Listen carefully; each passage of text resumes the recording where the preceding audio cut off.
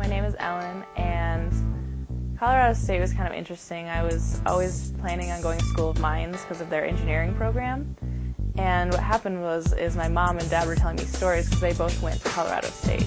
And they were telling me stories about it, and I was like, well, that's interesting, so I'll go up and I'll see it. And my mom drove me up here and drove me around the Oval. And after that, I was like, okay, I'm going to Colorado State. Well, I work at the Ion Propulsion Lab, and they do a lot of different projects out there. I mean, right now there's probably about 10 people, I think, working in the lab that I work in, and a lot of them have different little projects. There's a lot of the main project that I'm working on. I'm helping a Ph.D. student named Benny.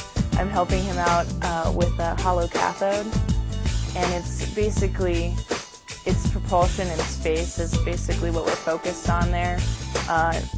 They usually use ions to propel themselves in space because they don't want a lot of, you don't need fuel in space, and things don't burn in space because there's no oxygen. So the normal ways of propelling, yourself down here is different than in space. So we're working with a lot of that stuff to try and make it better, try and be able to start your system up faster, because in space it takes a while to start things up, because it's not, you can't just explode really fast and have you get going. It takes a long time. So we're trying to improve things that already exist to make them faster, basically.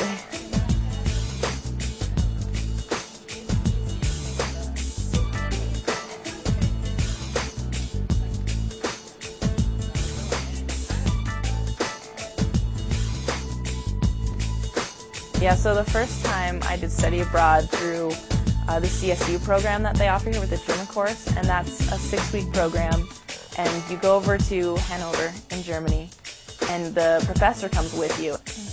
Okay, the second time I went abroad, I got to work with a Ph.D. student who had selected me through this program that the DAAD provided, which is basically the German government.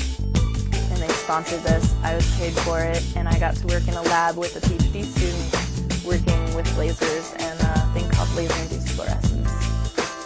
My broad experiences and with traveling over there, it's just been really interesting. I love learning about new cultures. It's really good to get out and learn that there are different cultures out there.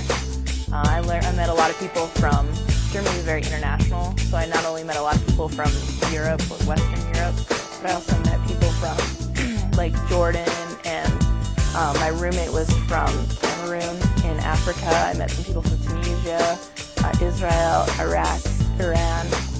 I met people from all over the place. So it was really interesting, not only just to be in Germany and to be speaking German, but actually meeting people who also were from other places and came to Germany to study.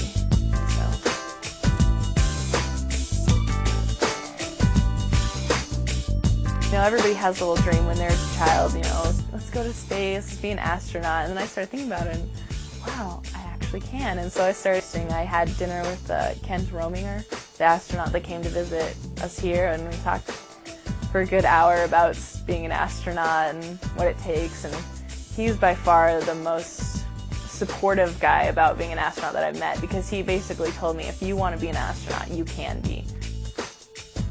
I'm going to go and experience it and tell other people about it and tell them, this is important, like this is also something you can experience. Life isn't just stay at home, do this. There's more to life than that. And what I love to do is I play ultimate Frisbee.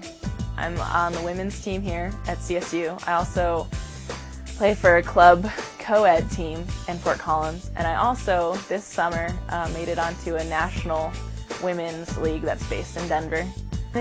It's kind of funny because most people say Frisbee, and they think of just people throwing around a Frisbee, but there is an actual sport, an awesome sport.